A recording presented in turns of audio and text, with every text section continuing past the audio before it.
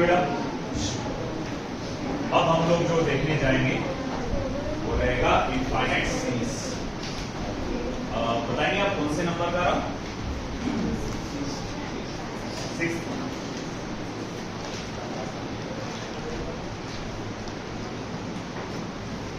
Infinite series of capacitors. देखो, इसको solve करने के लिए कोई एक पर्टिकुलर बेसिक फॉर्मूला नहीं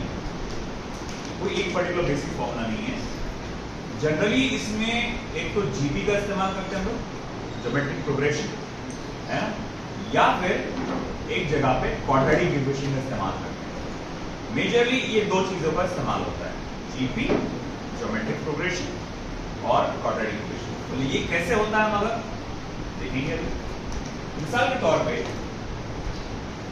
मैं यहां पर फर्स्ट एग्जांपल ले रहा हूं, आपको यहां इस तरह से कैपेसिटर्स लगा दिए गए यहां पे सीरीज में। कौन आया?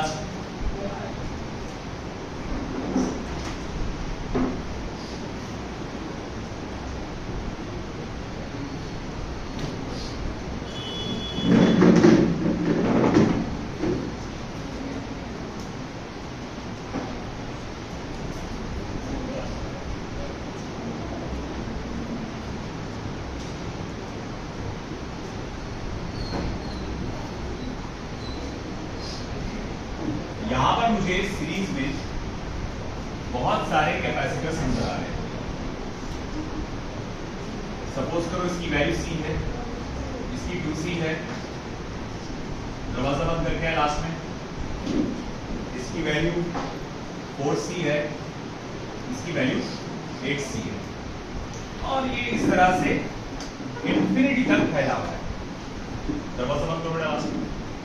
जैसे कि आपको नजर आ रहा है कैपेसिटेंस की वैल्यू डबल होती है, C, 2C, 4C, 8C, of course अगला जो रहेगा 16C। और आपसे कहा गया है कि आप इसका नेट कैपेसिटेंस निकालो। तो एक काम करो, जरा वो नीचे लगाओ, बैठ जाओ। C, 2C, 4C, 8C इस तरह का कैपेसिटर्स का सीरीज में कनेक्टेड है, और कहां तक कनेक्टेड है? इंफिनिटी तक कनेक्टेड है। और आपसे पूछा गया है नेट कैपेसिटेंस क्या होगा, पता लगा। बहुत आसान है, 1/CS इज इक्वल टू 1 ये वाला कैपेसिटेंस प्लस 1 ये वाला कैपेसिटेंस प्लस 1 ये वाला कैपेसिटेंस प्लस 1 ये वाला कैपेसिटेंस, और ये मामला चलता जाएगा कहां तक बेटा? As you can see, मैं इसमें से 1/C को कॉमन निकाल सकता हूं, तो क्या रह जाएगा बेटा? 1 plus 1/2 plus 1/4 plus 1/8 plus dot dot dot dot plus up to infinity. अब ऐसा है, देखो बेटा, जब भी मैं आगे वाले नंबर को पीछे वाले नंबर से डिवाइड करता हूं तो एक कॉमन रेशियो आता है, 1/2 डिवाइडेड बाय 1 क्या होता है? 1/2। 1/4 divided by 1/2 1/2 1/2 divide 1/8 divided by 1/4 once again 1/2। तो ये एक जीबी है जिसका कॉमन रेशियो कितना बेटा? 1/2 है। जब भी आप आगे वाले नंबर को पिछले नंबर से डिवाइड कर रहे हैं, वैल्यू आ रही है 1/2, और इसका पहला टर्म क्या है बेटा? a। जब कभी किसी जीबी को आप अप टू इंफिनिटी ऐड करते हैं, summation of GP up to infinity का फॉर्मूला क्या है? a/1 minus r। चलो जल्दी अंदर, ये क्या है बेटा? 1 माइनस 1/2 है ना, तो ये कितना हो जाएगा फिर? 1/1/2। भाई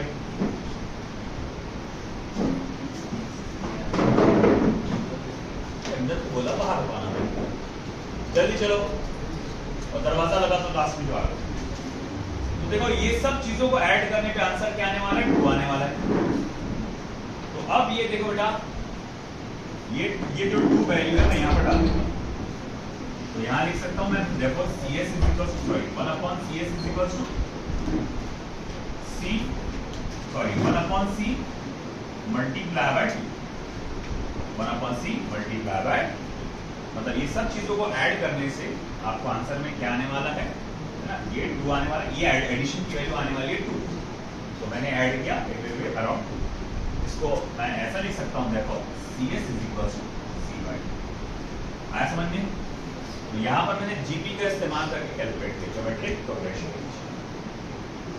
नेक्स्ट एक प्रॉब्लम और,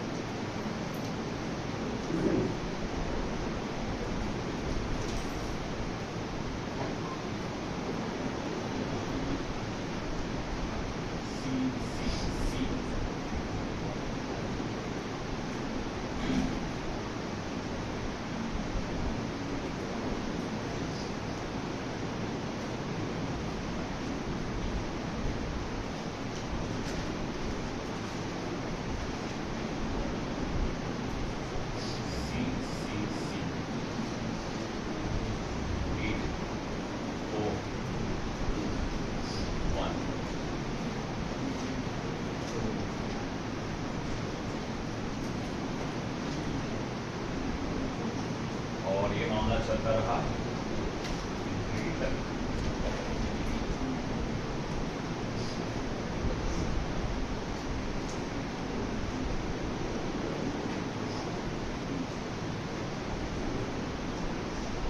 finite capacitors।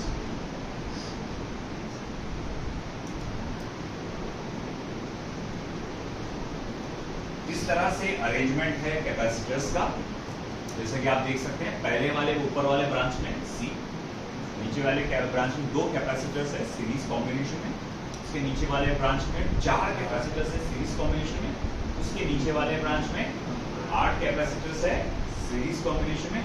और ये मामला कब तक चल रहा है? इनफिनिटी तक। और आपसे जाहिर बात है सबसे आखिरी वाले ब्रांच में तो इनफाइनाइट कैपेसिटर्स।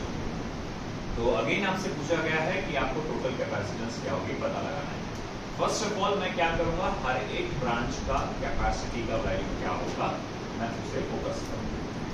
जैसे देखो भाई, फर्स्ट ब्रांच यहाँ तो टेंशन नहीं, इकलौता कैपेसिटर, इसकी वैल्यू तो C ही होने वाली है। मगर यहाँ पर सेकेंड ब्रांच में 2 कैपेसिटर सीरीज कॉम्बिनेशन, इसकी वैल्यू क्या हो जाएगी? यहाँ पे 4 कैपेसिटर है सीरीज कॉम्बिनेशन, तो क्या हो जाएगी? C/4। यहाँ पे 8 कैपेसिटर से सीरीज कॉम्बिनेशन, वैल्यू क्या आ जाएगी? C/2। और ये मामला कहाँ तक चलेगा? इनफिनिटी तक। अब आप बताओ मुझे, फिर ये C/2, C/4, C/8 कैपेसिटर्स कौन से कॉम्बिनेशन में? पैरेलल भैया, है ना। तो नेट कैपेसिटेंस क्या आएगा? इनको ऐड करने पे आ जाएगा। तो फिर मैं बोलूँगा ठीक है भाई, तो CAB = व्हाट? ये वाला सबसे ऊपर वाला प्लस उसके नीचे वाला प्लस उसके नीचे वाला प्लस उसके नीचे वाला एंड सो ऑन। ये कहाँ तक चला बेटा? C कॉमन निकालो, 1 + 1/2 + 1/8 plus dot dot dot dot plus up to infinity. है कि आया समझे? अब देखो ये वही पुराना वाला बन गया ना, इसका वैल्यू क्या आता? 2 आता। तो वही जब मैं वैल्यू डालूंगा यहाँ पर देखो, CAB = 2C, CAB = 2C। आई बात समझ में?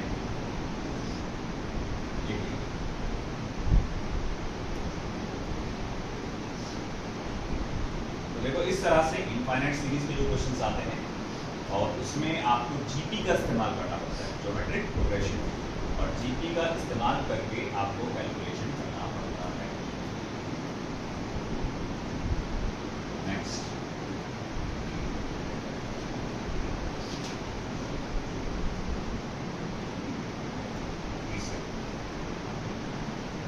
ये है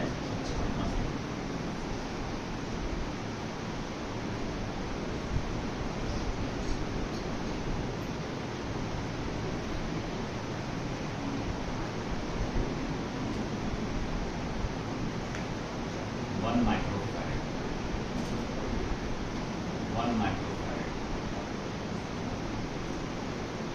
1 microfarad, 1 microfarad,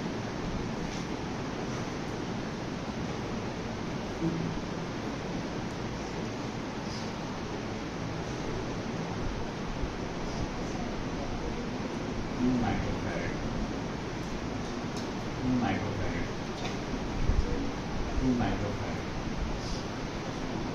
terminal A terminal B, और ये गया हुआ है कहाँ तक, इंफिनिटी तक।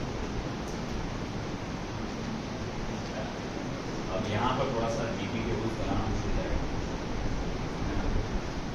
अब कैसे करेंगे इसको, एग्जैक्ट ऐसी सर्किट आपको रेजिस्टेंस में भी मिलेगा और उसको भी सॉल्व करने का तरीका एग्जैक्ट सेम है। बस वही है, सीरीज और पैरेलल के जो फॉर्मूले हैं वो बदलते हैं।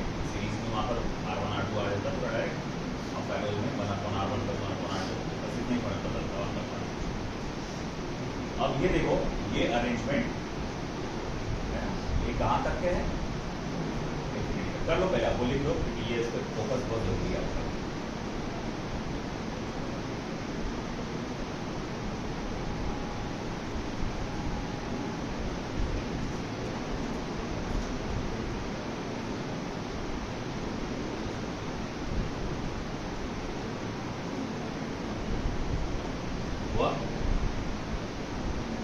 मान लो CAB की वैल्यू x आना है, मतलब अगर मैं यहां से कैलकुलेट करूंगा कुल मिलाकर कैपेसिटेंस कितना हो रहा, तो कितना आने वाला है x, भाई बस।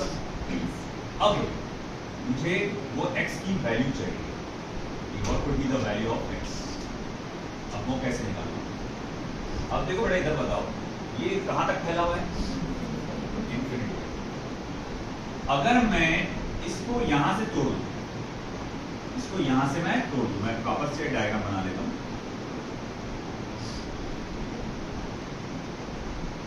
मुझे यहां मालूम है CAB, इसकी value x, terminal A terminal B, 1 microfarad,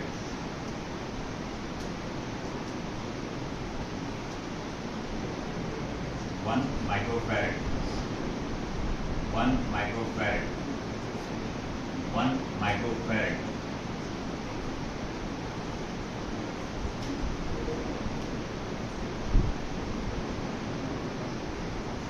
2 microfarad, 2 microfarad, 2 microfarad. अच्छा एक बात बताओ, मान लो मैंने इसको यहां से तोड़ दिया, मैंने यहां से इसको तोड़ दिया और मैंने कहा कि देखो भाई ये जो पॉइंट है, इसकी जो आगे का सर्किट है, मान लो कि ये टर्मिनल A डैश, ये टर्मिनल B डैश, और मैं आपसे पूछूंगा CA डैश B डैश की वैल्यू क्या है, CA डैश B डैश की वैल्यू क्या है। ये सर्किट कहां तक फैला हुआ है, इनफाइनाइट, है ना। ये सर्किट कहां तक फैला हुआ है, इनफाइनाइट। मान ले एक तालाब है, बहुत बड़ा तालाब है, उसमें पूरा पानी भरा हुआ है, मैं पूछूंगा कि भैया उसमें कितना पानी है। आप मान लो एग्जांपल के तौर पे बोलेंगे 1 करोड़ लीटर पानी है, इमेजिन कर लो आप, 1 करोड़ लीटर पानी है। अब मैंने क्या किया, उसमें से 1 गिलास पानी निकाल दिया और मैं पूछता हूँ बता, अब बता अब कितना पानी है, तो वो माइनस करके बताएगा, तो क्या बोलेगा, अभी वही है 1 करोड़ लीटर। जैसे कि अंबानी पकड़ लो, है ना। अब अंबानी की प्रॉपर्टी लाखों करोड़ रुपए है, जैसे फॉर एग्जाम्पल मान लो कि अंबानी के पास कुछ अराउंड, आज एग्जैक्टली तो हमें मालूम है कि 120 लाख करोड़ कुछ होगी शायद, है ना। 120 लाख करोड़ ये अंबानी की प्रॉपर्टी या फिर नेटवर्थ है। मैंने उसके 100 रुपये चुरा लिया, अब मैं अब बता नेटवर्थ कितनी, अरे तो वही बोलेगा ना 120 लाख करोड़। मतलब इतने बड़े अमाउंट में से अगर आप छोटी सी कोई चीज कम करते हो तो उस बड़े अमाउंट को फर्क पड़ता है, वो अभी भी उतना ही कहलाता है। तो ये सीरीज इनफाइनाइटली फैली हुई है, इनफाइनाइट। यहां पर मैंने देखा टोटल वैल्यू क्या है x, तो अब मैं अगर ये टुकड़ा करके मैं बाकी के आगे का पार्ट पूछता हूँ, भाई आगे की वैल्यू कितनी है, तो अभी भी क्या रहेगी x ही रहेगी। बात समझ रहे ना? हाँ भाई, इसके आगे का भी सर्किट अब x ही चलेगा। ये छठा बार तो तुमने कम करके क्या कर ली, कोई खड़ी कुछ करेगा नहीं, तो अभी मैं बोलूंगा c a' b' की वैल्यू भी क्या है, अभी भी x। ये क्या है x, मतलब आगे पूरा सर्किट उसकी वैल्यू क्या आएगी, कैपेसिटेंस की x ही चलेगी। चलो ठीक है, मान लिया। तो अब ये सर्किट को मैं ऐसा लिख सकता हूं, इस सर्किट को मैं ऐसा लिख सकता हूं, बोले कैसा, देखो मैं रीडिजाइन करूंगा इस सर्किट का।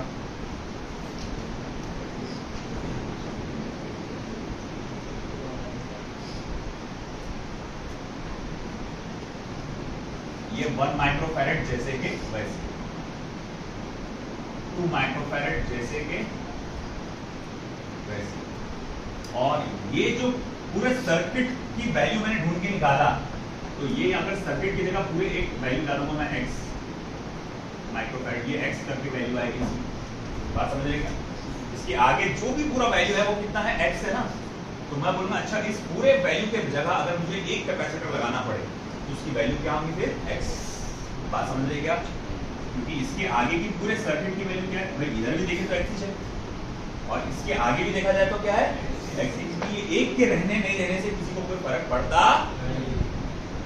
है ना, एक के रहने नहीं रहने से किसी को फर्क नहीं पड़ता। तो मैं बोलूंगा इसके आगे पूरी सर्किट की वैल्यू कितनी है, x है ना, तो पूरे सर्किट का कैपेसिटेंस x है, तो फिर ठीक है मैं पूरे सर्किट की जगह सिर्फ एक कैपेसिटर लगा देता हूँ जिसकी वैल्यू क्या है, x। आई बस समझ, ठीक है। फिर मैं बोलूंगा देखो ये a b है ना, ये c a b वो भी x होने वाला है, तो पहले से बताया था मैंने x है करके, है ना, और इसका भी आगे का क्या है, x है। अब मैं बोलूंगा ठीक है, अब ये दोनों कौन से कॉम्बिनेशन में आ गए, ये कौन से कॉम्बिनेशन में है, पैरेलल, तो इसकी वैल्यू क्या आ जाएगी बेटा, x+2, इसकी वैल्यू क्या आ जाएगी, x+2। तो मतलब ये दोनों मिलकर अब एक नया कैपेसिटर बनेगा और उस नए कैपेसिटर की वैल्यू होगी x+2 माइक्रोफैरेड, ठीक है।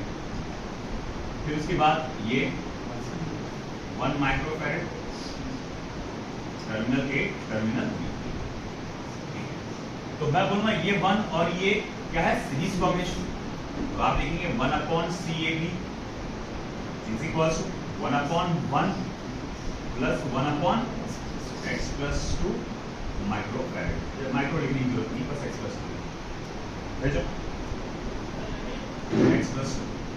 फिर आप बोलेंगे अरे 1/CAB, CAB की वैल्यू तो क्या है बेटा, x है, तो आप लिखेंगे देखो 1/x plus not plus sorry equals to 1 plus 1/x+2, ठीक।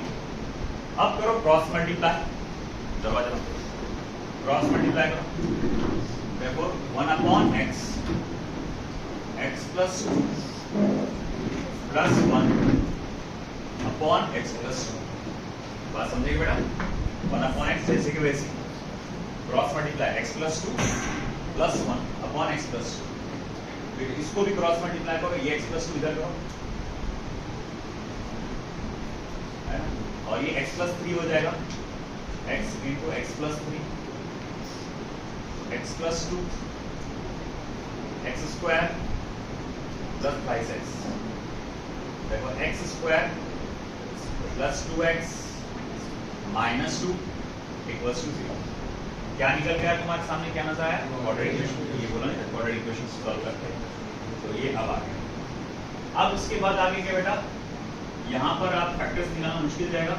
a की वैल्यू 1 है, b की वैल्यू 2 है, c की वैल्यू -2 है।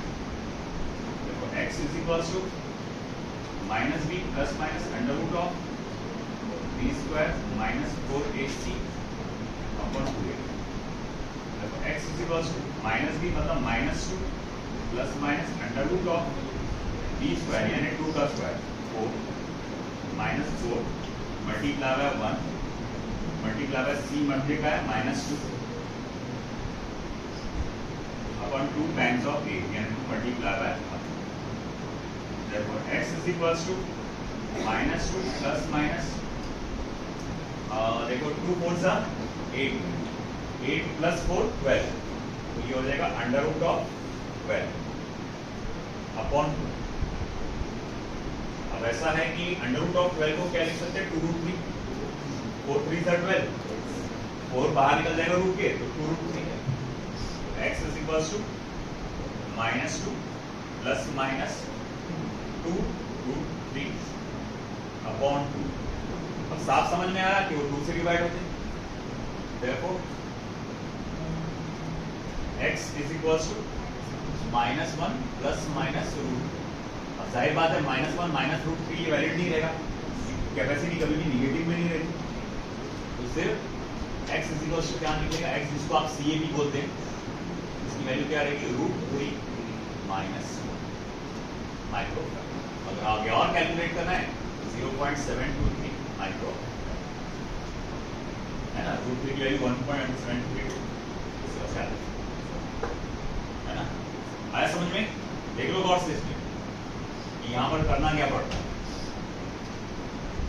है ना। आप क्या करते, यहाँ बोलते यहाँ नेट कैपेसिटेंस क्या है भाई, आपका नेट कैपेसिटेंस है x पकड़ लो।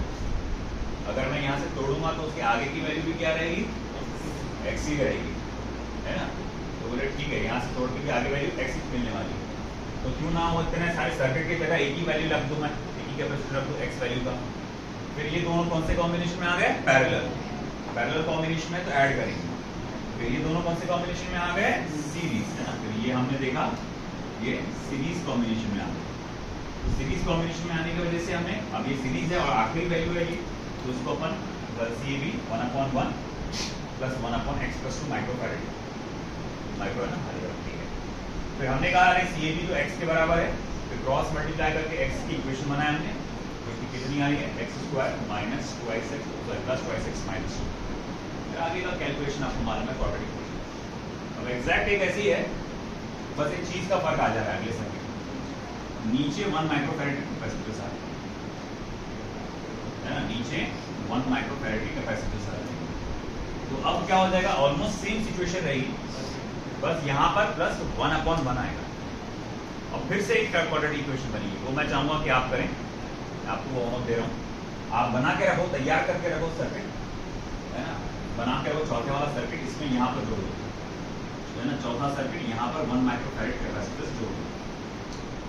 खुद से कोशिश करो, आप नहीं जम रहा तो मेरे पास लेकर आओ, मैं आपको बता दूंगा उसका मसला, उसका आंसर बता दूंगा मैं, मसला नहीं है, बट जब खुद से ट्राई करो, जब तक खुद से ट्राई नहीं करेंगे ना नहीं जमने वाला। करो, अरे अमजद नहीं बॉटल छोड़ना,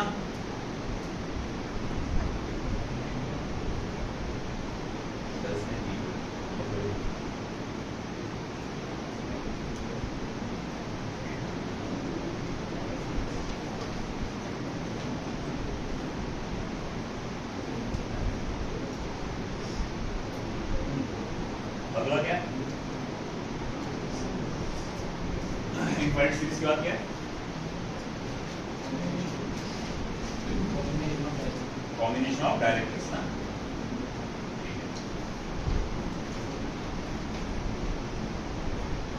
बोर्ड में भी है combination of directrix, board exam में भी है। नोट्स प्रिंट करा है किसी ने, बताओ, अचार डालने लगा करके,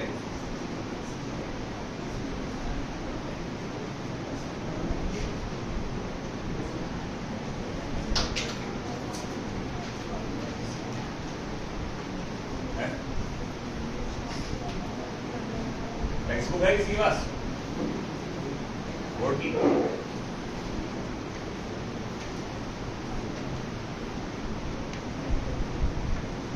अमजद वो टैब दे देना मेरा उसमें से डिक्की में।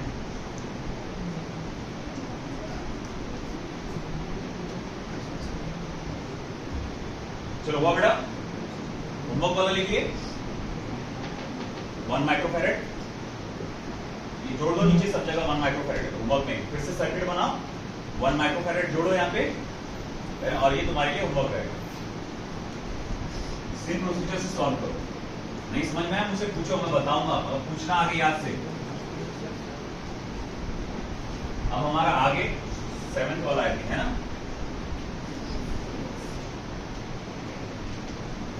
Combination of direct.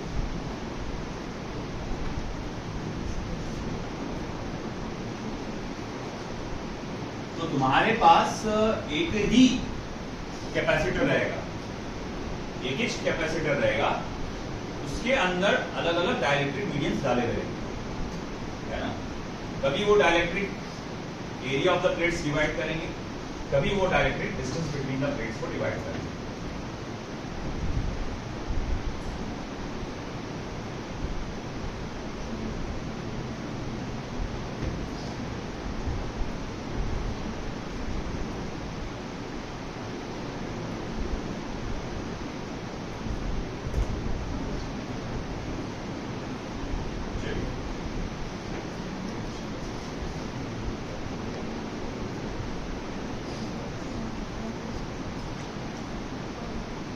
देखिए यहाँ पे फर्स्ट ऑफ ऑल मैं एक बेसिक वाला एग्जांपल लेता हूँ कि मान लो कि मेरे पास एक पैरेलल प्लेट कैपेसिटर है, ये प्लेट्स है और उसमें दो डाइलेक्ट्रिक मटेरियल्स डाले गए हैं, एक का डाइलेक्ट्रिक कांस्टेंट K1 है और एक का डाइलेक्ट्रिक कांस्टेंट K2। इसमें ऐसे दो अलग अलग डाइलेक्ट्रिक मटेरियल्स डाले गए हैं। आपको पता लगाना है कि नेट कैपेसिटेंस क्या होगा। मान के चलिए ये distance between the plate is D and area of the plate is capital A। तो आपको ये पता लगाना है कि भैया डाइलेक्ट्रिक कैपेसिटेंस नेट कैपेसिटेंस क्या होगा। Just a moment.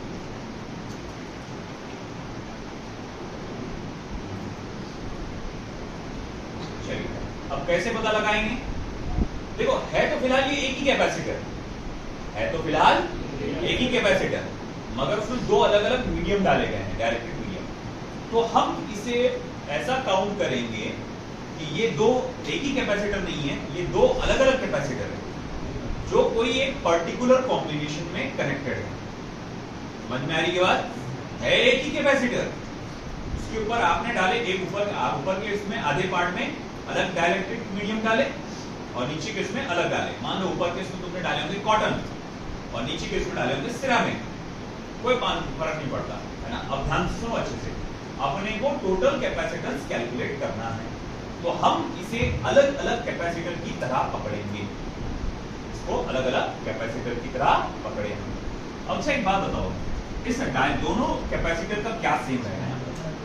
Distance between the plates, अगर इसे मैं और इसे मैं एक अलग अलग कैपेसिटर पकड़ के चलूंगा तो दोनों का डिस्टेंस बिटवीन द प्लेट्स कैसा है? सेम है।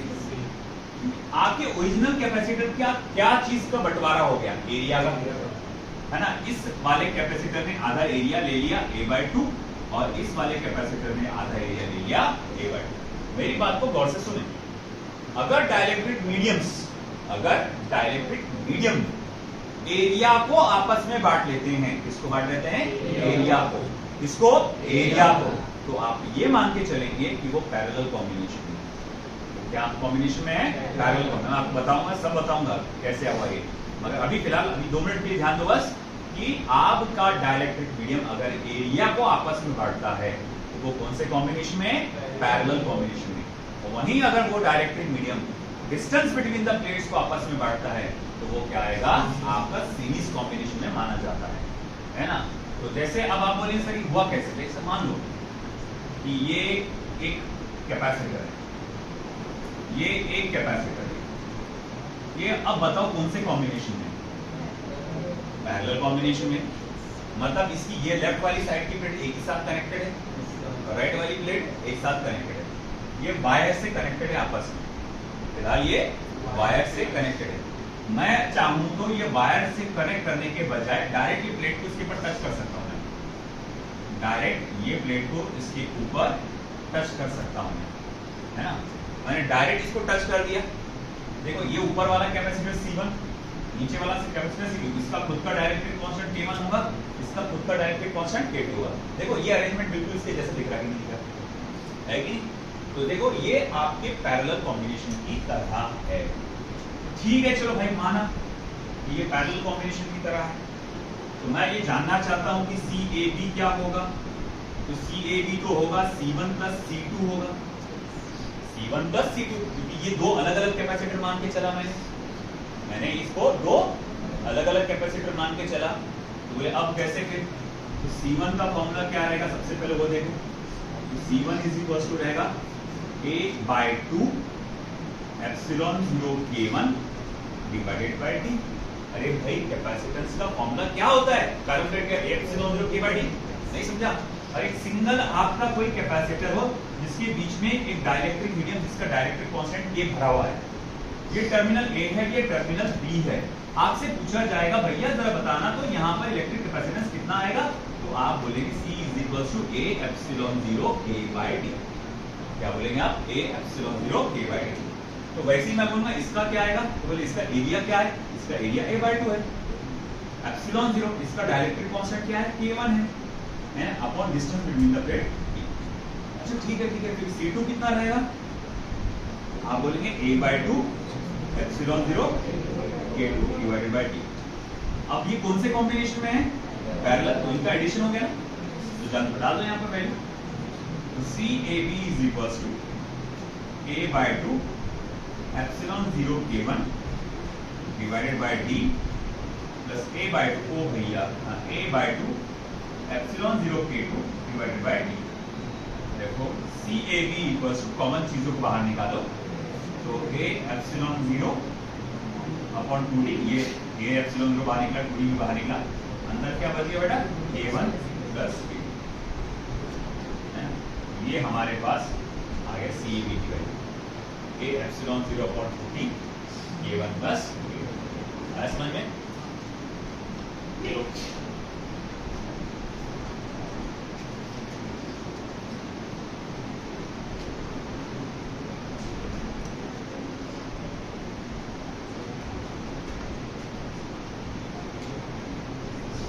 कभी कभार K1 और K2 की वैल्यू दे देता है वो, तो वैल्यू भी डाल देना पड़ता है।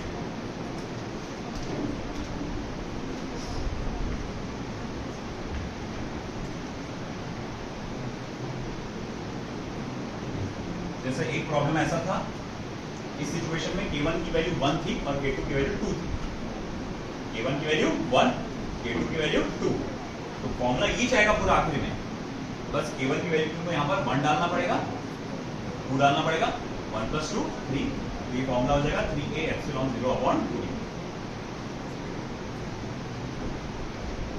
Next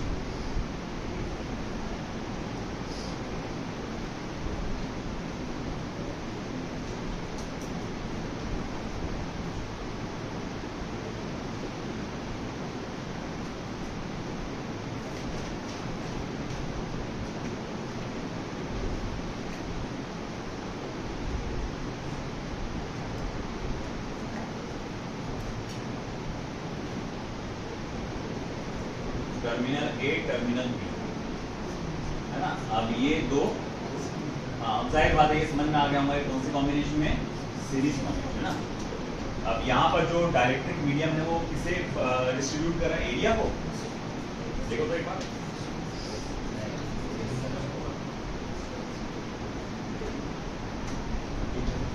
distance between the plates है ना। एज यू कैन सी इसे मैं दो अलग अलग कैपेसिटर की तरह बिहेव करता हूँ, और मैं ऐसे मान के चलूंगा कि भैया ये अब क्योंकि इसको डिस्ट्रीब्यूट कर रहे हैं डिस्टेंस बिटवीन द प्लेट्स, तो ये कौन से कॉम्बिनेशन में माने जाएंगे? सीरीज। तो भाई ठीक है, मैं बोलूंगा सबसे पहले C1 की वैल्यू क्या है? C1 is equal to A epsilon 0 K1 D by 2, यानी कि twice A epsilon 0 K1 upon D। C2 क्या है? A epsilon 0 K2 upon D by 2, यानी twice A epsilon 0 K2 upon D। अब 1 अपॉन CAB क्या होगा? 1 upon C1 plus 1 upon C2। 1 upon CAB is equal to 1/c1, मतलब इसका उल्टा b upon twice a epsilon 0 k1 plus b upon twice a epsilon 0 k2। Common चीजों को निकालो बाहर, b upon twice a epsilon 0 1/k1 plus 1/k2। ठीक है, अब क्या करो, इसे क्रॉस मल्टीप्लाई करो, 1/CAB is equal to b upon twice a epsilon 0 k2 plus k1 upon k1 into k2। तो इसे सीधा करो, twice a epsilon 0 upon b k1 into k2 upon k1 plus k2। ये हमारे पास फाइनल अंदर swing कर दो। हाँ, आया समझ में? और अगर वही कहीं k1 और k2 की एक पर्टिकुलर वैल्यू दी गई, जैसे वंस अगेन फॉर एग्जांपल 1 और 2 दिया हुआ है, k1 equals to 1 k2 equals to 2, तो वो आ जाएगा 2/3, है ना। ये इसकी वैल्यू क्या हो जाएगी 2/3, यानी वो हो जाएगा complete value 4a epsilon 0 upon 3d, 4a epsilon 0 upon 3d।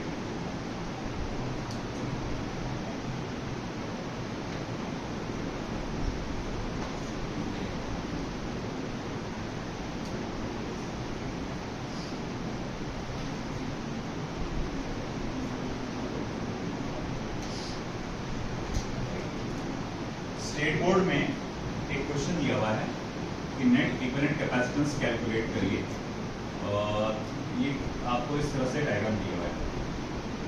देखो, ये आपका कैपेसिटेंस है, terminal A, terminal B, 3 layers में इसके डायरेक्टेड मीडियम डिस्ट्रीब्यूटेड है। ये k1 इक्वल्स टू 1 है, k2 इक्वल्स टू 3 है, और k3 इज इक्वल्स टू 6 है। ऑफ कोर्स यहाँ पर distance between the plate is d/3 and d/3। आपसे कहा गया है कि भाई पता लगाइए इसका नेट कैपेसिटेंस क्या आएगा। यहाँ पर अब इस बार क्या मान के चलेंगे हम लोग, 3 कैपेसिटेंस, और वो भी सीरीज कॉम्बिनेशन। तो सबसे पहले मैं C1 की वैल्यू लिखना चाहूँगा, तो a epsilon 0 k1 upon d/3 भी चला जाएगा ऊपर, प्राइस a एप्सिलॉन 0 k1 की वैल्यू क्या है बेटा, 1 डाल दो, पहले डाल दो तो अच्छा रहेगा। C1 इज इक्वल टू हो जा रहा है आपके पास प्राइस a एप्सिलॉन 0, फिर उसके बाद C2 की value a epsilon 0 k2 d/3, k2 की वैल्यू क्या बेटा 3, तो ये k2 की वैल्यू 3 जब आप डालेंगे, ये 3 चला जाएगा पहले ऊपर, प्राइस a एप्सिलॉन 0/d, और k2 की वैल्यू आ गई 3, तो C2 इज इक्वल टू क्या आ गया बेटा 9a एप्सिलॉन 0/d। फिर आएगी बारी C3 की, मतलब ये वाला पार्ट कैपेसिटर का, a epsilon 0 k3 upon d/3, नीचे चला जाएगा ऊपर, price a epsilon 0 upon d, और k3 की वैल्यू क्या बेटा 6, और 6 3 जा 18 a एप्सिलॉन 0/d। देखो C1 की वैल्यू, C2 की वैल्यू और C3 की वैल्यू आ गया आपके पास, और ये कौन से कॉम्बिनेशन में है, सीरीज। देखो 1/CS is equals to 1/C1 plus 1/C2 plus 1/C2, 1/CS is equals to 1/C1। C1 कितना बेटा, अब देखो C1 है 3a epsilon 0/d, 3a epsilon 0/d, 1/C2 कितना है, C2 कितना है 9a epsilon 0/d, 9a epsilon 0/d, और फिर इसके बाद at last 18 1/18 18 a epsilon 0 by d. अब सबका डी चला जाएगा ऊपर और कॉमन डी बाहर निकल जाएगा, तो 1/CS is equal to D upon A epsilon 0 बाहर निकल गया, बचा क्या 1/3 plus 1/9 plus 1/8। Common denominator method से सॉल्व करो, सबका डिनोमिनेटर 18 बनाने की कोशिश करो, 2 से मल्टीप्लाई डिवाइड करो और इसे 6 से 1/CS is equal to D upon A epsilon 0 6/18 plus 2/18 plus 1/18। 6 plus 2 plus 1 how much 9। तो मैं यहाँ लिख सकता हूँ डी अपॉन ए एप्सिलॉन 0 है ना इंटू 9/18। 9 1 जा 9 2 जा 2 जाके इधर मल्टीप्लाई होगा, तो CS is equal to twice a epsilon 0 by 2। That's your answer, है ना, स्टेट बोर्ड का है, बोर्ड एग्जाम में आ सकता है। ये नहीं हुआ, जल्दी करो मैं मिटा दूंगा, 1 मिनट मेरा बस लिखने के लिए।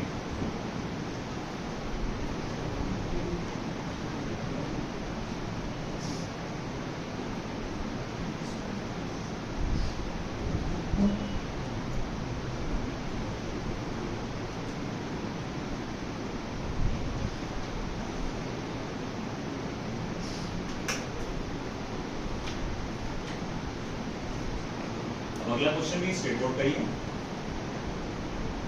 मगर important for NEET as well.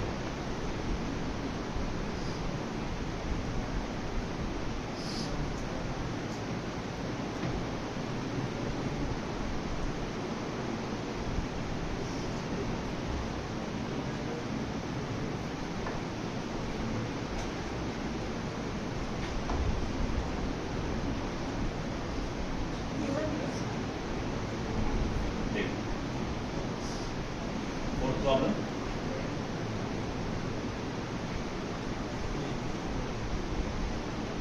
इस तरह से आपको कैपेसिटर दिया हुआ है, ये कैपेसिटर का एक टर्मिनल से P, अनदर टर्मिनल से Q, ये आया इस तरह से और ये आया इस तरह से। यहाँ K1 equals to 4, K2 equals to 3 और K3 equals to 6। D by 2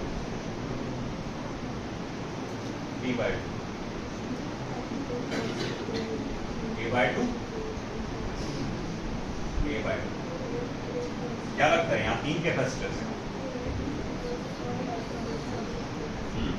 कौन सीरीज में कौन पैरेलल में, बोलो। K2 और K3 सीरीज में है और K1 उनके पैरेलल में, C1 बोलना चाहिए एक्चुअली, दोनों को पैरेलल में।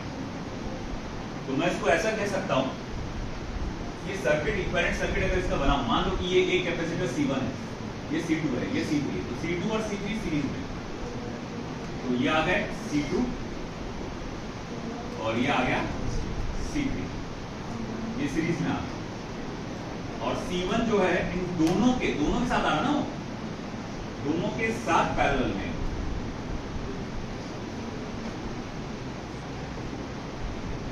है ना, ये दोनों का एरिया खा गया ना एकलौता, तो ये दोनों के साथ पैरेलल में C1। अब इस तरह से ये सर्किट है, इक्विवेलेंट सर्किट। अब आपको C1 अलग से निकालो, C2 अलग से निकालो, C3 अलग से निकालो, है ना, और फिर ये कैलकुलेट करो।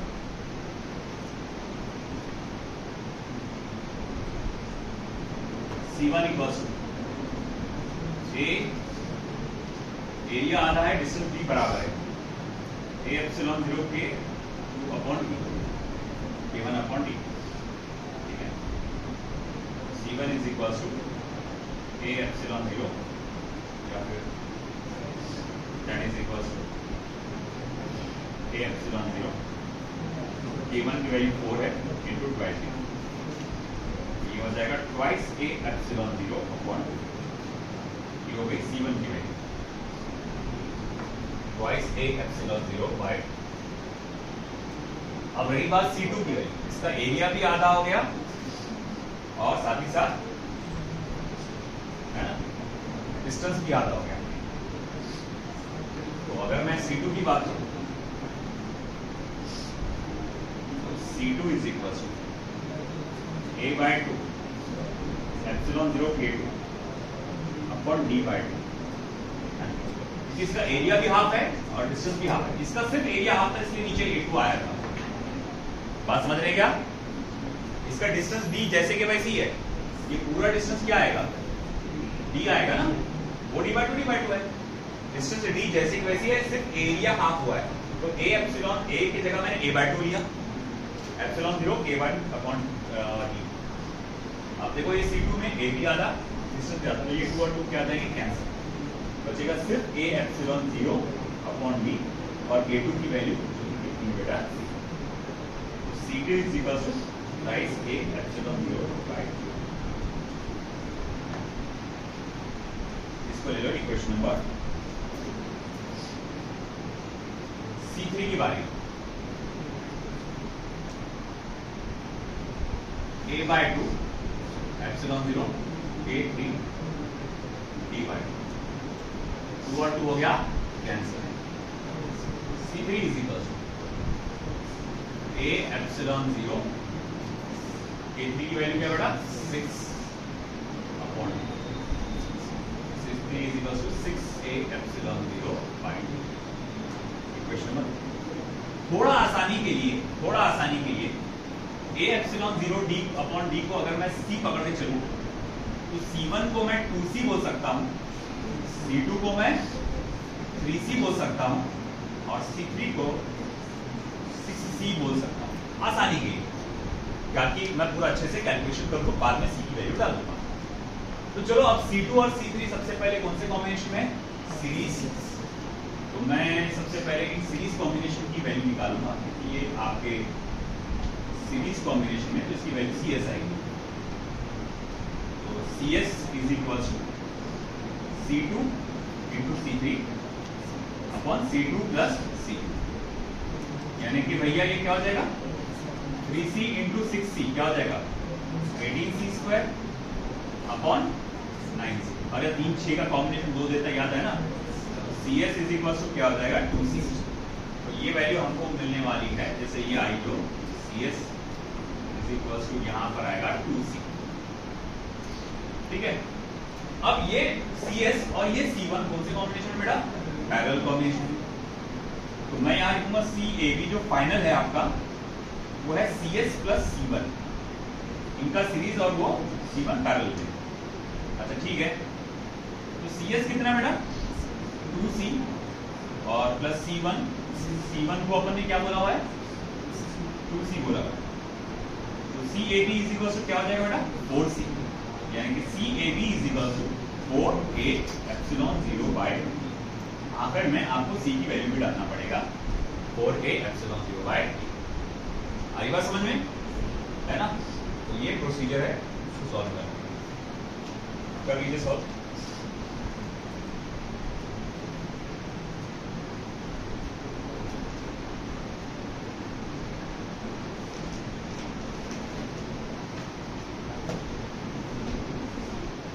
ये लास्ट इस टॉपिक में, ये वाले टाइप में लास्ट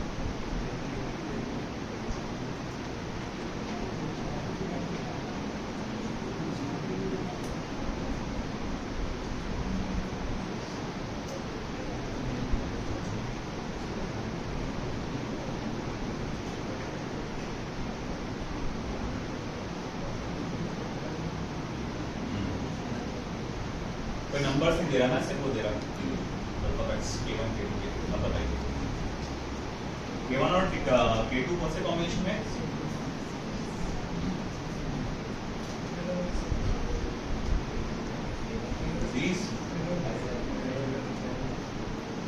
C1 और C2 ने क्या बांटे? एरिया। एरिया बटा मतलब पैरेलल। इन्होंने आपस में एरिया बांट लिया तो पैरेलल। इस अकेले ने इन दोनों के साथ क्या बांटा? डिस्टेंस। तो ये अकेला इन दोनों के साथ क्या है, सीरीज। मतलब C1 और C2 आपस में पैरेलल कॉम्बिनेशन में, और आपका तो इकलौता क्या है फिर बचा, ये C3, इन दोनों के साथ वो कहाँ रहा, चलो करो तो कर लीजिए, ये आप ट्राई करिए।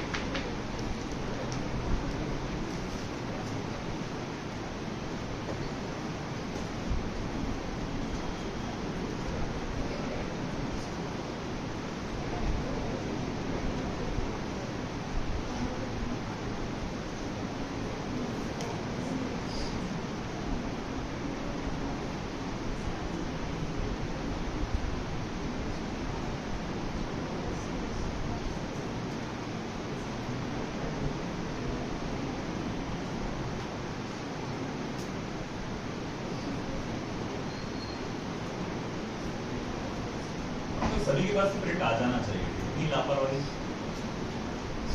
मेरा क्या, मेरा काम पड़ा रहा था खत्म, तुम लापरवाही करो, तुम ही बैठे में गिरेंगे। आखिर में नॉर्मल करेंगे फिर दिसंबर में, सर IMP बता दो, लास्ट मिनट में निकालेंगे सब। प्रिंट तो निकालना तो पड़ेगी सबको ना, एग्जाम देने के सबको बोल कर अभी निकाल के अभी तैयारी करोगे तो पता भी नहीं चलेगा, दिन का एक क्वेश्चन, दिन का 2 क्वेश्चन, बात नहीं करते बैठो एक दिन में एक ही चैप्टर होगा नहीं, रोएंगे।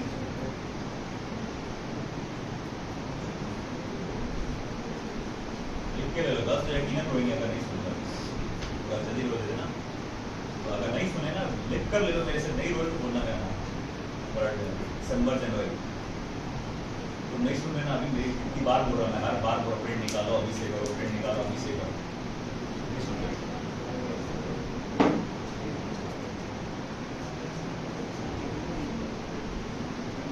मेरी बात को याद करिए उस टाइम, सर मैं कितना बोले थे, चलो हुआ।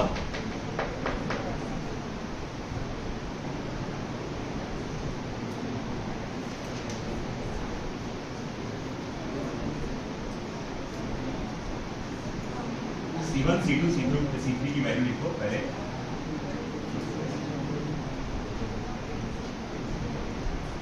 C1 इज इक्वल्स टू, इसका एरिया भी बढ़ गया, डिस्टेंस भी बढ़ गया, a/2 epsilon 0 K1 upon d/2। तो कुल मिला के ये CA इज इक्वल्स टू हो जाएगा a epsilon 0 K1 upon d। ये 2 और 2 तो हो जाएगा cancel. Question number 1, sorry C1। C2 is equals to a/2 epsilon 0 K2 upon d/2।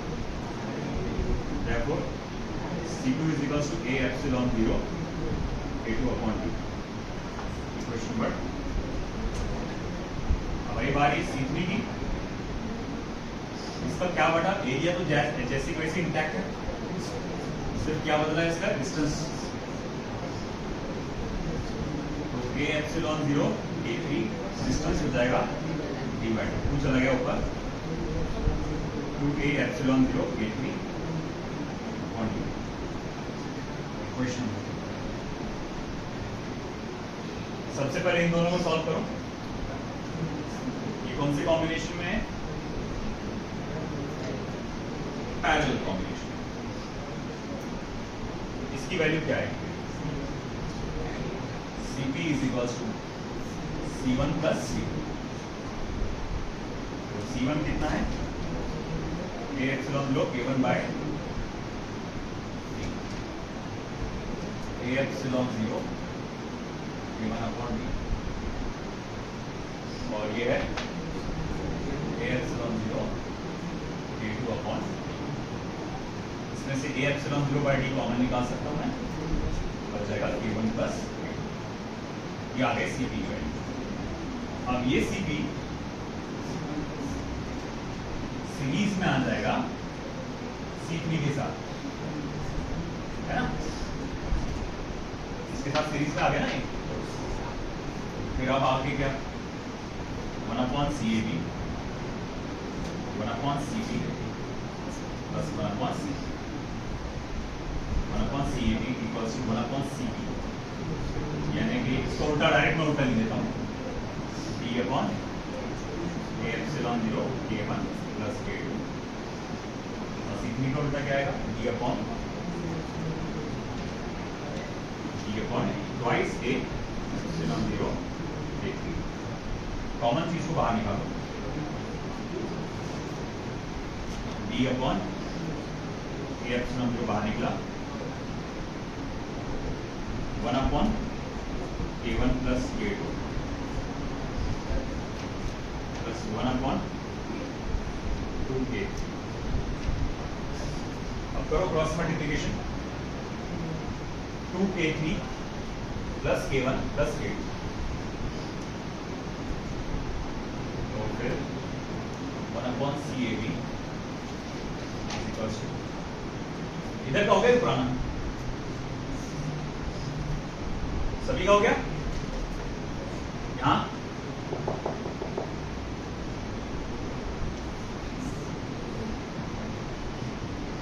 1 upon CAB equals to D upon A epsilon 0 in bracket, go for cross multiplication, 2K3 plus K1 plus K2 upon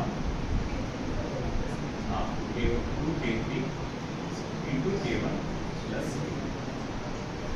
फिर अब इसको उल्टा करना पड़ेगा पूरा, CAB equals to K2 पहले लिख देता हूँ मैं, twice A epsilon 0 K1 plus K2 into K3 upon K1 plus K2 plus 2 times of K2। This is your final answer। हाँ D रह गया ना,